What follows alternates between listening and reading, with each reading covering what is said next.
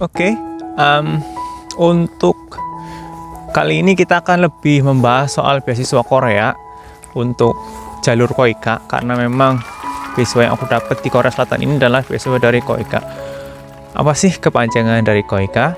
KOIKA merupakan kepanjangan dari Korea International Cooperation Agency. Jadi ini semacam kayak agensi dari pemerintah Korea Selatan yang bergerak secara internasional untuk negara-negara yang berkembang, khususnya negara berkembang. Gitu.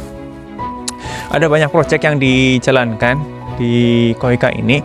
Salah satu proyek yang bisa kita ambil ataupun bisa kita manfaatkan adalah proyek beasiswa untuk master degree. Jadi untuk S2 kebanyakan di tahun 2020 ini hanya ada master degree dan 1 PhD gitu. Kebanyakan untuk program master degree. Nah, ada 3 sasaran untuk KOIKA ini. Agensi ini mempunyai 3 sasaran besar, yaitu negara-negara di Asia, kemudian Afrika, kemudian dari Amerika Selatan. Nah, dari 3 benua ini yang jadi sasaran untuk program KOIKA, KOIKA membuka banyak sekali program, mulai dari pendidikan, kemudian ada agriculture, ada fish, ada climate change, kemudian ada juga yang membahas tentang local government, ada yang e-government, ada yang smart city, banyak banget. Kemudian siapa sih yang jadi sasaran untuk bisa apply ataupun yang memenuhi dengan requirement KOIKA ini? Yang pertama, dia yang jadi prioritas adalah government officer, karena ini program yang bergerak untuk menangani masalah-masalah di negara berkembang. Jadi memang yang paling diutamakan adalah government officer ataupun pegawai pemerintahan seperti PNS, Polri, ABRI gitu.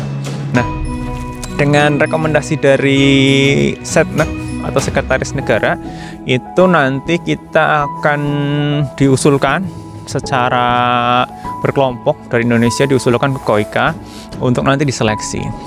Itu target yang pertama. Target yang kedua adalah dari university staff. Jadi bukan dari dosen gitu ya. Ini bukan program buat dosen. Ini lebih untuk ke university staff. Itu. Jadi kalau yang punya background ataupun pengalaman menjadi kepegawaian atau officer di university, itu bisa minta rekomendasi dari universitas. Nanti universitas nanti akan langsung ke Dikti, dan Dikti nanti akan membuatkan surat ke pihak Setnek gitu. Semua pintunya dari satu pintu sekarang terpusat ke Setnek. Nah, untuk yang ketiga ini yang jarang dan mungkin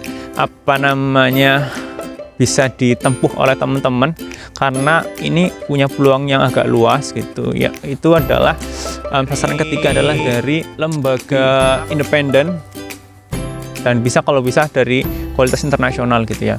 Kayak mungkin teman-teman yang bekerja di UNESCO ataupun yang membantu di UN, United Nations, PBB, itu bisa apply di sini gitu. Atau mungkin yang punya organisasi tingkat internasional yang dia memang memberikan semacam keuntungan ataupun benefit terhadap masyarakat, perkembangan pemberdayaan masyarakat, itu juga bisa bergabung di program ini, apply di KOIKA itu.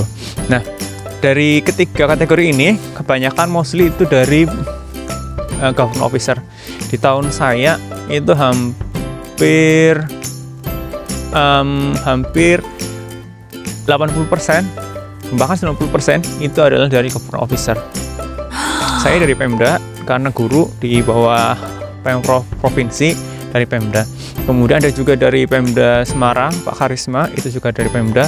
Nanti kalau dari Pemda, nanti dia larinya karena harus sampai ke Setnek. Jadi Setnek juga nggak bisa, dari Pemda nggak bisa langsung nyentuh ke Setnek, enggak. Tapi kita harus lewat kementerian. Nah, kementerian yang menaungi siapa? Itu adalah Kementerian Dalam Negeri. Jadi dari kita, dari daerah, nanti apply, kemudian kita harus minta ke atasan kita. Setelah di atasan, nanti yang dari daerah itu harus sampai tanda tangan eselon 2. Eselon 2 itu di bawah gubernur. Jadi kayak kepala dinas gitu. Kalau dari kepala dinas ACC, kalau dinas kita ACC, ke BKD, Badan Kepegawaian. Nanti Badan Kepegawaian akan punya link tersendiri ke Faskes, fasilitas kerjasama luar negeri dari Kementerian Dalam Negeri Kemendagri. Kemudian di Kemendagri nanti ke Kementerian Sekretaris Negara atau Setnek gitu, satu pintu. Nah, jadi untuk teman-teman yang berasal dari daerah memang ya seperti itu, ada tantangan lebih gitu ya. Fasenya berjenjang dan panjang. Selamat menikmati. Kemudian untuk teman-teman yang dari kementerian sih nggak masalah, mereka hanya tinggal minta ke misalnya di kepala kantor ataupun bagian diklat dan pendidikan yang menaungi, nanti bisa langsung ke Kemensetnek itu. Nah, itu kebanyakan dari pemerintahan ya, dari government officer. Yang kedua itu yang dari university. Itu tahun ini kayaknya nggak ada di tahun ini untuk Indonesia. Tahun kemarin ada university dari staf kampus dari Universitas Islam Negeri Yogyakarta, UIN Kalijaga, itu ada satu. Kemudian dia masuk ke KOIKA lewat University Staff, dari jalur University Staff. Nah, yang tahun ini ada itu dari organisasi non-profit. Organisasi non-profit itu masuk tahun ini dari, kalau nggak salah dari bank sampah gitu, dari bank sampah. Kemudian dia ikut selesai KOIKA masuk. Selain itu ada juga peluang-peluang beberapa program yang khusus, memang khusus. Jadi dalam tanda kutip ya, nggak semua program bisa mengaplikasikan ini. Itu adalah dari pihak swasta. Ada yang dari pihak swasta menerima itu dari ekonomi dan sosial. Ada satu tahun ini dari perbankan, dari BNI Jakarta apply, dia dari pihak swasta apply dan masuk untuk program ini. Ini khusus untuk program tersebut.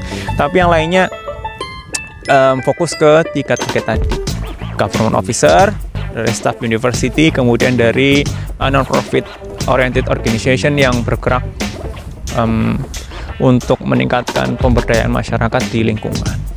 Berikutnya kita akan bahas mengenai benefit apa saja sih yang didapatkan dari beasiswa ini. Yuk kita lihat.